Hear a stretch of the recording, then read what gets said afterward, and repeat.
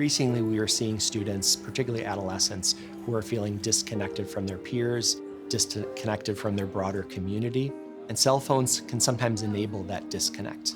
At other times, it is the way in which they connect. So there are two sides to the coin. But this idea of engagement and of belonging in community is something that's really important for us to uncover and to better understand. How are cell phones contributing or getting in the way of that? I have definitely struggled with my phone. It was something that I actually am still struggling with now, like the after effects of it. My parents gave me a phone when I was pretty young, 6th grade. It was very sudden and it was definitely not the right thing for me.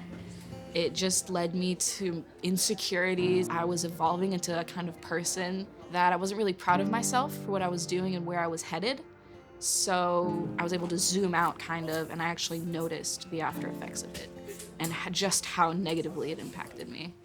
How about your like attention span? How does that affect like how you pay attention in class or what you think about? Are you able to like focus on lessons? How do those go hand in hand? I feel like when I have my phone in my pocket all the time, I'm always trying to get a quick dopamine hit. So for example in English class where you have to write a really long essay, I'll have my phone in my pocket and I'm trying to multitask and it doesn't work. I won't get the essay done because my mind is split in two places at once. I feel like definitely if I'm checking my phone, I kind of get distracted, obviously, and then it prolongs the distraction. So even after when I'm not on my phone, I'm still kind of thinking about that notification, what it was about, how that affects me, if it was a text from my mom. So even after I check the notification, I'm still kind of not fully engaged.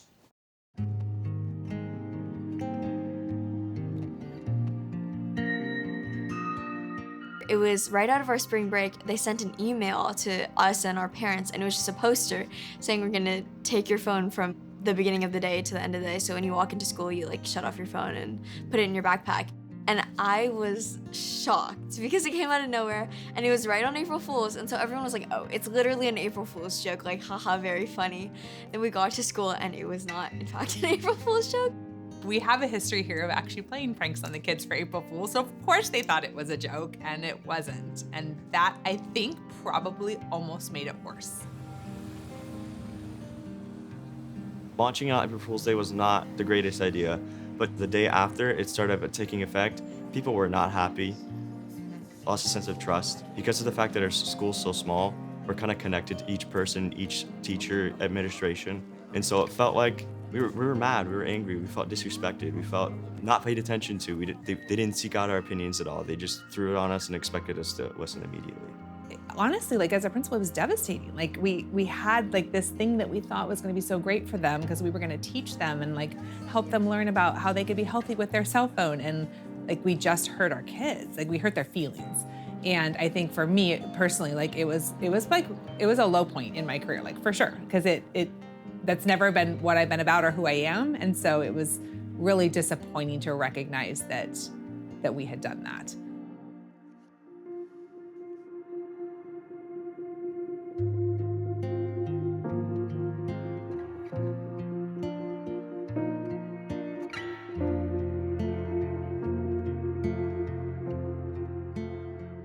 So one of the beliefs that we have at Challenge Success is that learning from your mistakes is one of the greatest learning opportunities.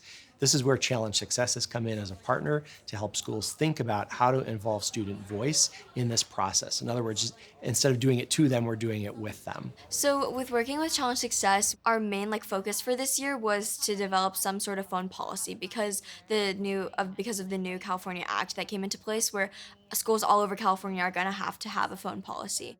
And we wanted to take it upon ourselves to sort of figure that out and navigate that within our own school. We wanted to avoid the whole staff imposing this strict rule on students because that had a lot of negative effects for our student body and we wanted to prevent that from happening to other schools. We've been doing fishbowls and collecting a lot of data and surveys from our student input, and out of that, Compass Guides was created because they really wanted a group of students all over the campus that could bring perspectives and represent each grade. If we think back to last April when we did the bell-to-bell phone ban with no prior context, no prior knowledge, how did you guys feel in that moment? Because I know me personally and a lot of us felt a little bit betrayed in a sense, a little bit out of the bubble. So we want to get your honest thoughts about that. How did you guys feel?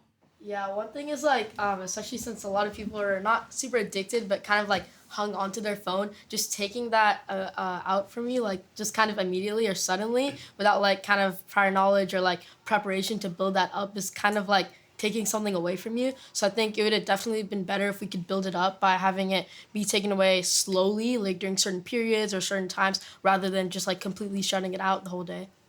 Me and my friends kind of got used to it, and we would like work around it, being like, oh, like during lunch we'll actually like socialize and like hang out. And like, even though it was hard knowing that like all my like other notifications from like other friends from other schools were like on my phone and I wasn't allowed to check it, it was like, it was good to socialize with the people here at like our school.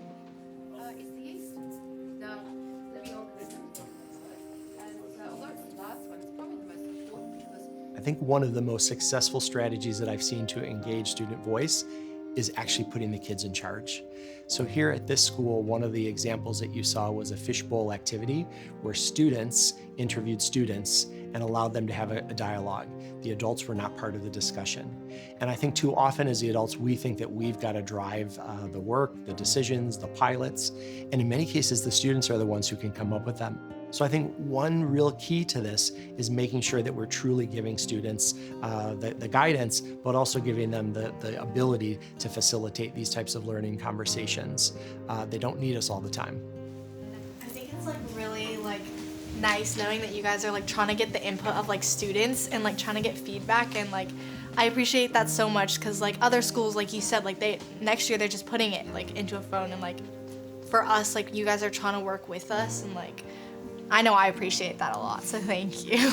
I think the biggest takeaway is talk to the kids. Like it doesn't mean you have to do everything they say. It doesn't mean they're always gonna have it right, but they are the ones experiencing it, not us. And so their voices are so important in the process. You have to talk to the kids. Yeah, I've definitely been able to step more into a leadership position because of Compass Guides. I think I've also evolved just personally as a more confident person. So I'm able to speak maybe more clearly in my head. I'm not so insecure about a lot of different stuff. I guess that's just kind of how I've evolved, and how Compass Guides and how Legacy in general has helped me a lot in that kind of process.